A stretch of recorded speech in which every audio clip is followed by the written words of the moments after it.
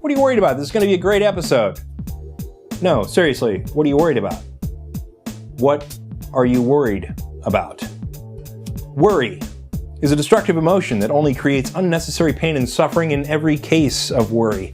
And today, we're going to uncover the process that creates it within us and discuss how to let worry go.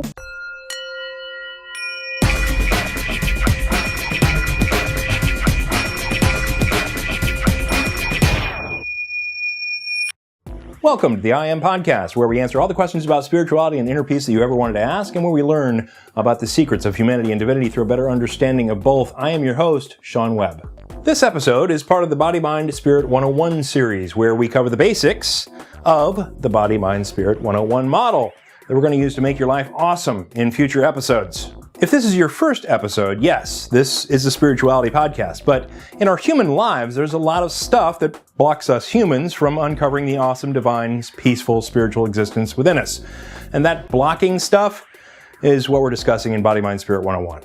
So in episodes 2 through 9, we introduced the Body, Mind, Spirit model. Then we dove right into a better understanding of the mind, discussing the 4 components that make up the emotional influence system, and we started to explain how these explain and even create the negative emotions out here. And all this is important. Why? Because the fact is if we break just one of these components in here, all these negative emotions over here go away forever, which helps us more easily uncover our spirituality. And by the way, you can get all these diagrams for free at iamspirituality.com. And today, we're at the point where we're going to redefine and fully explain the emotion of worry. What is worry? What kind of stuff do we worry about and why?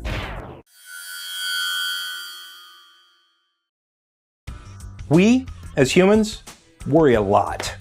We worry about our health, we worry about our jobs, we worry about our money situations, we worry about our kids and our families and our friends and their health and their jobs and their money situations. We worry about how we look, we worry about how we're perceived, we worry about what's going to happen after we die, we worry about whether our team is going to win the championship. Why? Why do we worry about this stuff? Why do we let this destructive force into our lives, and how does it seem to take over us so universally? I mean, regardless of age, gender, ethnicity, income level, geopolitical boundaries, we all worry.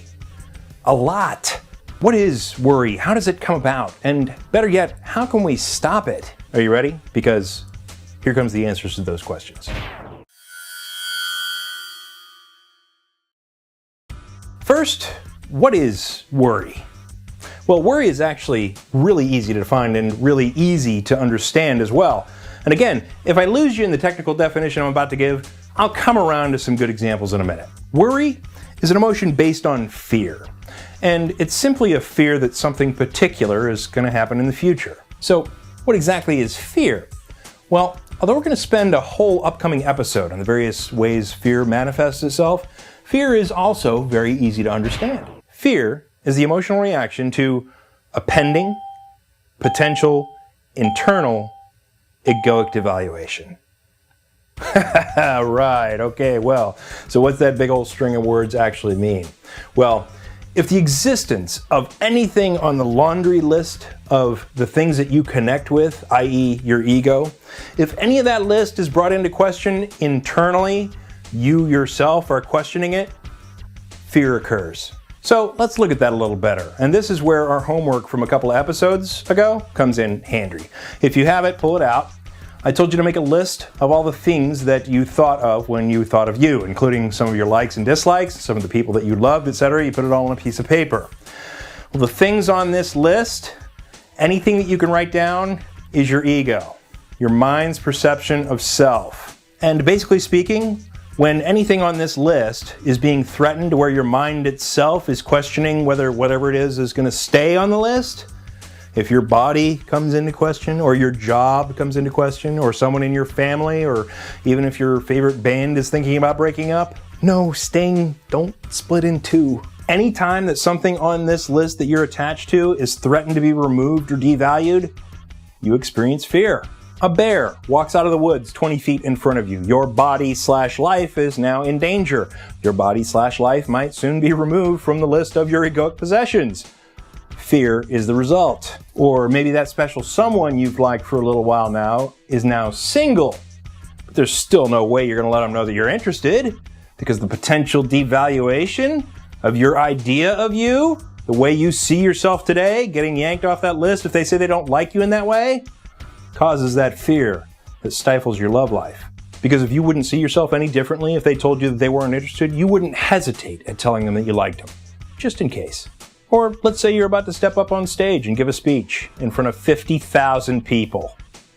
Yeah, well, your idea of not being an idiot and your preference of not being seen as an idiot if you screw up causes the variations from butterflies to sheer terror. And all these examples and all instances of fear are the reaction to a pending potential internal egoic devaluation. Something on your ego list is about to get damaged, potentially, and we'll cover fear better in its own episode, but to get back to worry. Worry is simply another form of fear, but one that is connected with an extra component, the perception of time. Worry is a fear of a potential internal devaluation that awaits in the future. Examples! Your sports team is on the brink of losing the championship. They're ahead, but the opposing team is in scoring position and they look solid. You're worried. Why? Because your sports team falls within the walls of your ego and a pending potential devaluation is at stake. If the opposing team wins in a few minutes, your team will be devalued and you'll be forced to admit that your team isn't the best. Therefore, your ego will be devalued.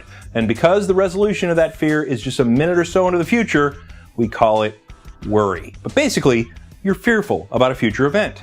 So what if you worry about your significant other cheating on you?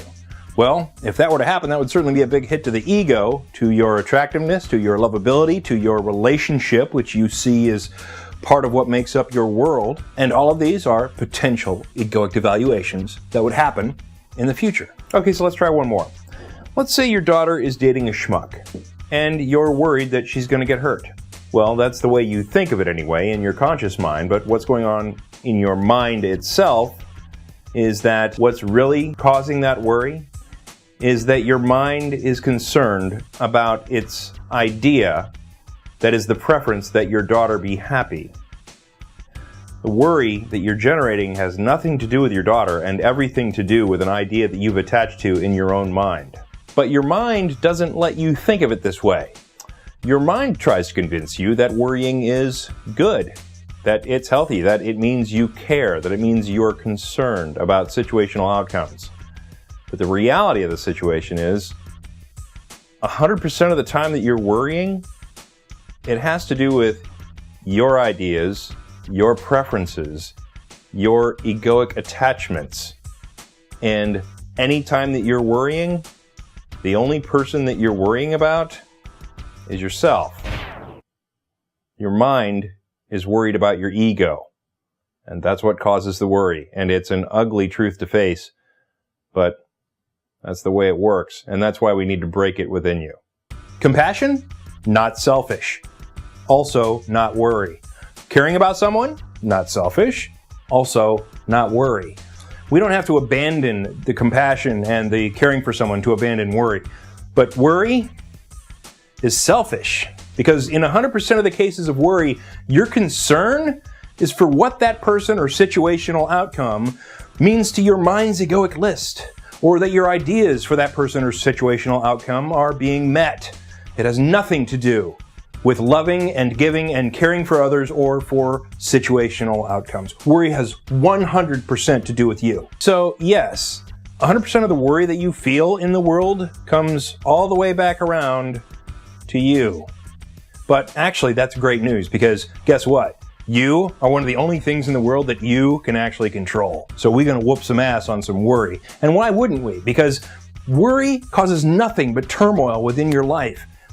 Let's say your company's laying people off, right? And you're not sure if you're going to have a job next month. First, you're going to worry about potentially losing the portion of your identity that is your job, that's a part of your mind's definition of you. And then you worry about not being able to pay the bills, because that is also part of your egoic identity as a breadwinner, right? And then you're going to worry about whether you can get another job, because rejection is part of that job search process. But really, what does this worrying part of the process do for you?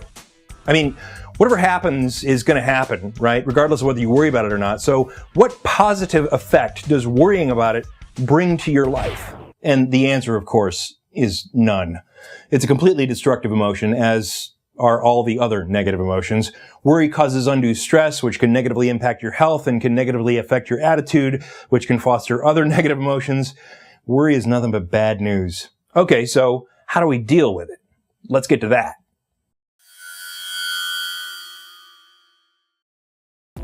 Our solution resides in the twofold path that we discussed last week. First, we need to consciously influence our thinking so that we wind up worrying less. Second, we need to work on breaking one of the components that will remove worry from our lives completely and permanently. And yes, that can be done. Regarding making a conscious effort to change our thinking, well, that's simple.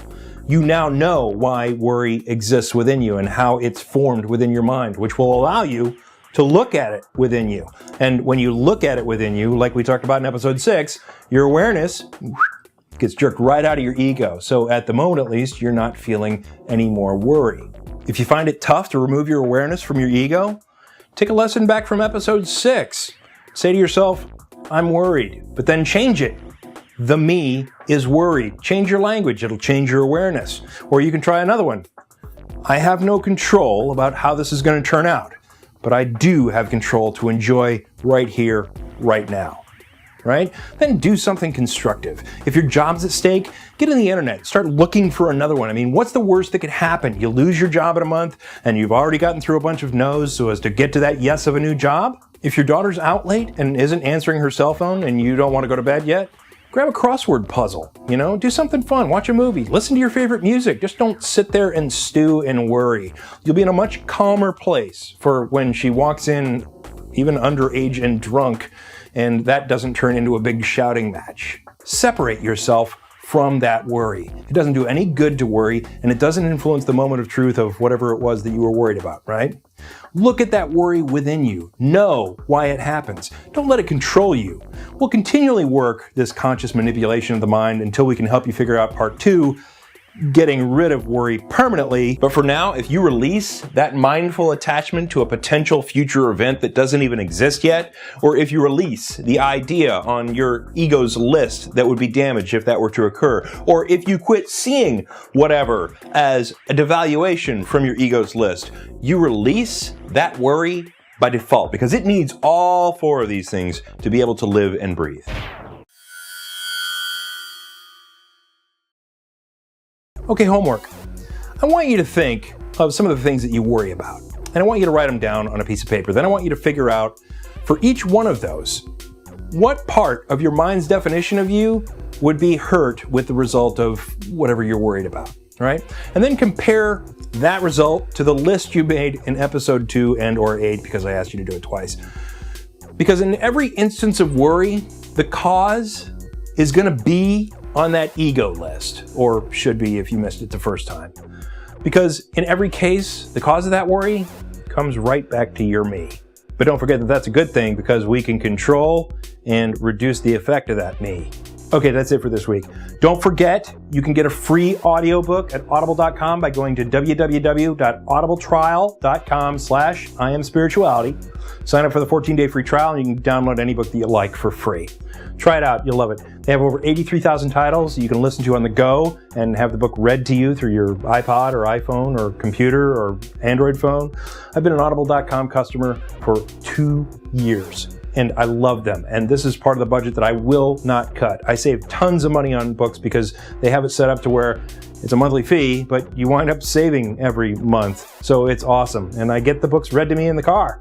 www.audibletrial.com/IamSpirituality. For you Twitter folks, twitter.com/IamSpirituality. For you Facebook folks, facebook.com/IamSpirituality, where you can interact and where we have contests and prizes from time to time. Next week, we're going to explain something that plagues the entire world, and every time it touches you, ruins your life just a little bit at a time. Anger. You're not going to want to miss it.